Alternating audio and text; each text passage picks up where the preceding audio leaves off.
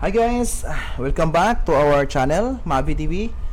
So, ang gagawin natin ngayon guys, gagawa tayo ng gagawa tayo ng online exam gamit ang Microsoft Form, no? Ang questions ay galing sa ginawa natin previously na questions na gawa ni AI, ni Copilot. So, previously, ang ginawa natin guys ay nagpagawa tayo ni Copilot ng mga questions galing or based sa PowerPoint presentation na ginagamit natin sa discussion natin sa ating class. So, ito na siya, no? Ito na siya. So, if you can check the other video kung paano ko ginawa ito, so makikita niyo diyan, ilalagay ko sa description.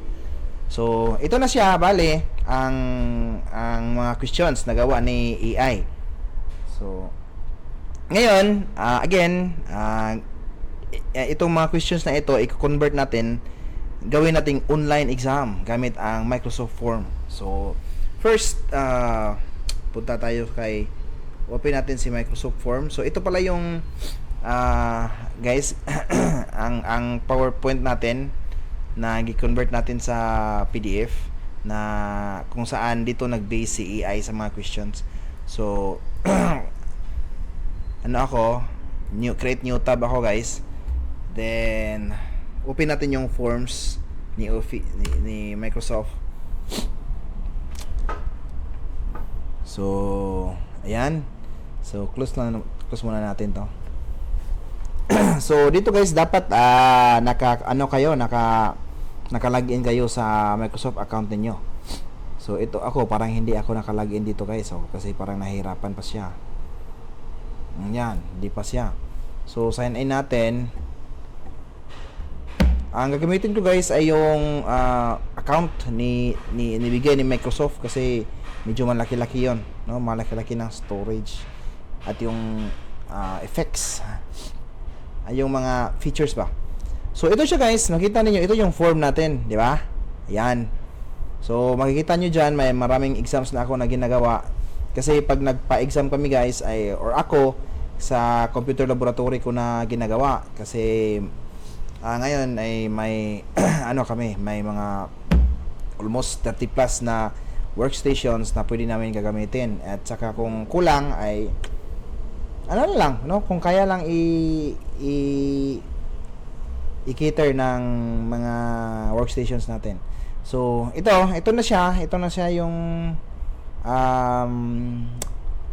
yung form kung saan dito natin, ito yung platform na gagamitin natin para sa online examination natin.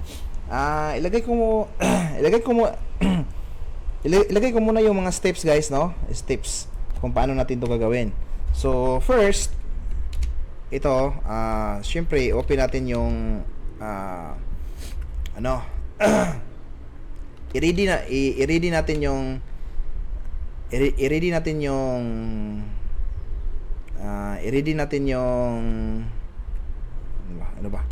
open, Word, no?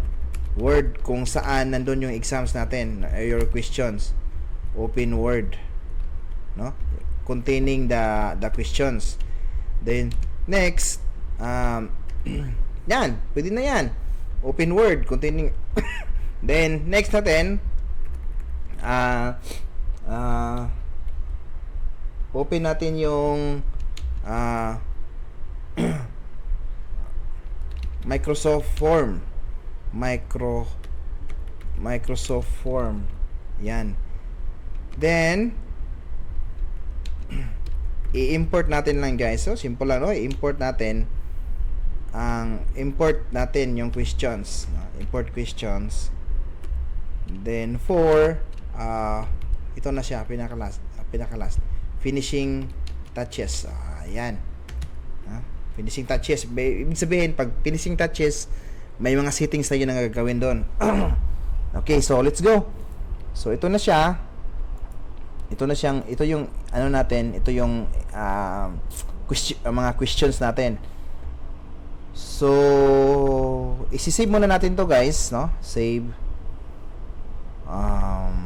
Save. Sa desktop na natin i-save guys para dali natin makuha guys. Dito, save natin. Questions ready for online questions. For online questions. Yan. So, save lang natin niya guys. So, I believe nandiyan na yan. Nandiyan na yan sa ano. So, ito na siya. Ito. Okay. So, ready na yan. So, ready na. Tapos na tayo sa ganyan. Tapos na tayo dyan. Then, open natin yung Microsoft Form. So, ito yung form. So, tapos na rin natin dito. Tapos na tayo dito. Ngayon, mag-import tayo ng questions, guys. I-import natin yung mga questions na nakapaloob sa Word document natin. So, open natin yung Microsoft Edge. Click natin to guys. Quick import. Yan. So, dito, i-upload natin. Dito sa pag-upload natin guys, dapat tandaan natin guys na may limitation siya na 10 MB guys, yung file. So, ganyan. Then, click lang natin to. Then, hanapin natin sa sa ano natin, sa desktop natin yung file. So, saan na yun? For online questions. Ayan. Click lang natin yan. So, dito, pwede may pagpipilian natin tayo kung collect quick survey or form responses or enable automatic grading for easy assessment. So, quiz naman yung ginagawa natin. So, ito yung, hintayin natin yan guys. Okay? So, ginagawa niya, converting. Your quiz has been converted successfully. So, start review. So, review natin guys kasi ito, tapos na tayo dito. So, ngayon, finishing touches tayo kasi may mga settings na gagawin tayo eh. So, ito na siya guys. 'Di ba? Ayos ah. So, tingnan nyo. Ito na yung mga questions. So, ngayon, kasi baguhin natin to. Lagyan natin midterm examination for media and information literacy. Yan. So, by Valeriano M. Imbodo Jr. Then, Hilario. So, lagay natin yung school natin. Hilario P. Davide Sr. National High School. Kulawin, Argao, Cebu. So, unnecessary na yan guys ha. Pero nilagay ko nandyan para ano ba, advertisement. So, yan. So, ito na yan guys. Ito yung mga questions, online questions natin. So, nakalagay na diba? Ang dali. Ngayon, ang gagawin natin ay dapat kumpleto na to. Kumpleto sa Ricardo's para pagbigay natin sa mga students ay ano na siya, kumpleto na, pwede na siya pang exam. So, technical codes in media referred to. So, balikan natin yung ginagawa natin, guys. Oho, yan. So, ano ba mga keys natin?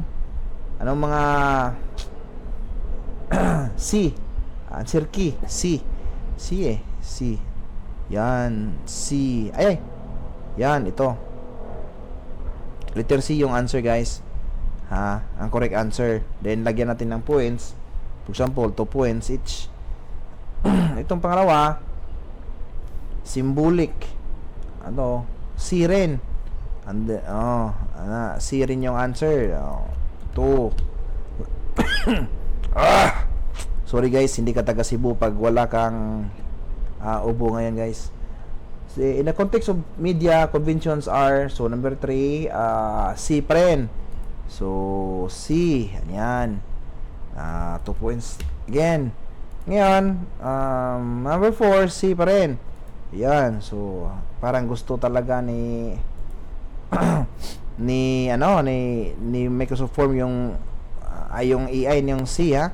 Para hindi makakuha ng pattern ng mga students natin, pwede natin to i-rearrange guys. Yan. Yan, pwede natin yan i-rearrange. No. baka sabihin nila na lahat pangatlo yung option. Yan, na-rearrange na. 2 pala, 2. Number 5, nako. Number 5, ano pala yung answer? Codes are systems of science. Codes are systems of science. Codes are systems of science. So, codes are systems of science. So, B yung answer niya, guys. Codes are systems of science. Yan. Dito. Delete na lang natin tong iba, guys, no? Delete muna natin to kasi so okay, so 2 points. Okay. So ganyan. So may exam na tayo, guys, no? May exam na tayo. Pwede na natin to gawin. Lagyan natin ng style. Yan. So ano bang the style? So what's the style? Ano nangyari? Okay, so lagyan natin ng style. So ito yung style niya. Then review natin, guys, kung anong tingnan natin sa end ng user ng mga exam, ng examiner. So ito na siya. Tingnan niyo. Ganda, di ba? Midterm examination for media. Start now. Perfect. Dapat perfectin natin to. Yan. Nako, para hindi na ako mape-perfect nito. Okay. Yan. Submit. Okay. So, ayan, guys. So, may online exam na tayo. Again, based sa ating ginawa nating questionnaires na galing sa Microsoft Word. So, that's all for now, guys. Thank you for watching. So, ganyan lang ka-easy, guys, no? Kung paano natin gumawa ng online exam galing sa questions na nandun sa Microsoft Word. So, that's all for now. Hopefully, may itutulong ako, mga co-workers, mga colleagues, mga co-workers natin, mga co-teachers natin dyan, na gumagawa ngayon ng mga questionnaires nila. So, that's all, guys. Hindi natin kailangan maghirap, no? Hindi natin kailangan maghirap. Kaya, itap lang natin yung mga teknolohiya na meron tayo ngayon. At, ayan, medyo para hindi tayo mahirapan. Okay? So, that's all for now, guys. Thank you for watching. Don't forget to subscribe, like, and hit that notification bell para updated tayo sa mga uploads natin. Thank you very much.